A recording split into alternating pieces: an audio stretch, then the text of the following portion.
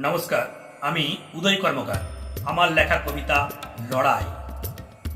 আমরা লড়াই করছি লড়াই, কার সাথে লড়ছি তা তো জানি না। চীনের সাথে না পাকিস্তানের সাথে তা তো নয়। তবে কি সাম্প্রদায়িক? না তো। লকডাউনের লড়াই? সেটাও ঠিক না। নিজের সাথে? সেটা ভাবনার ব্যাপার। তবে কি রাজনীতির লড়াই হবে? এই সময় শ্রমিকের লড়াই কারখানার সাথে, পরিযায়ীর লড়াই রাস্তার সাথে। তবে পুলিশের সাথে লড়াই নয় তো? এমন চিন্তা না করাই ঠিক।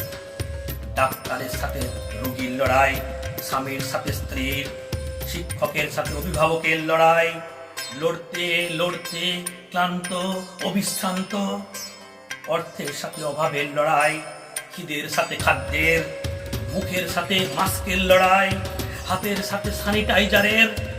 চারিদিকে শুধু মৃত্যু যন্ত্রণার চিৎকার একত্রিত হয়ে একটা শব্দ ভেসে আসে, বাঁচাও বাঁচাও বাঁচাও।